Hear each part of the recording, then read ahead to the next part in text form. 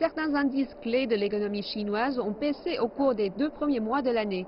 Les investissements dans les immobilisations hors ménages ruraux ont diminué de près de 25% par rapport à l'année précédente.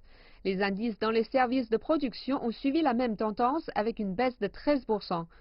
La production industrielle à valeur ajoutée, un indicateur économique important, a baissé de 13,5% par rapport à l'année précédente.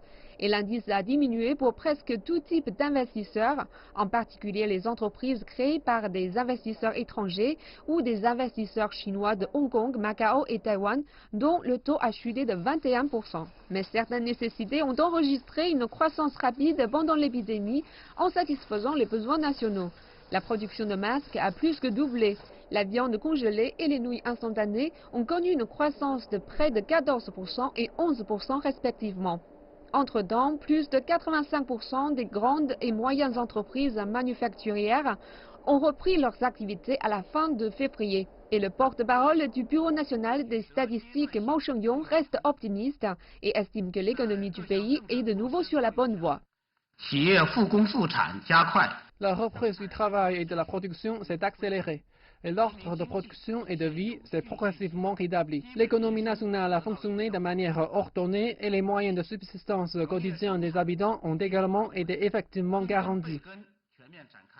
En ce qui concerne les perspectives économiques de la Chine pour le reste de l'année, Mao admet qu'il y a des défis. Cela inclut l'impact du Covid-19 sur le long terme, l'instabilité des marchés financiers internationaux et le ralentissement possible de la croissance économique mondiale. Mais il pense qu'il y a plus de facteurs positifs que négatifs. Alors que le contrôle de la Chine sur l'épidémie se consolide et que de plus en plus d'entreprises reprennent leurs opérations, il dit que l'économie va se rétablir. Si nous pouvons contenir adéquatement l'épidémie, les bases de la croissance économique de cette année seront bonnes. L'élan économique bloqué par l'épidémie sera relâché plus tard. Surtout après la mise en place des politiques économiques plus fortes, les effets se manifesteront au second semestre. Je suis donc confiant dans le fonctionnement stable et sain de l'économie chinoise cette année.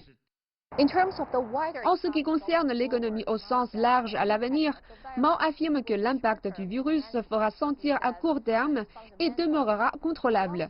Il dit que les fondamentaux de la Chine pour le développement économique à long terme et les progrès restent inchangés.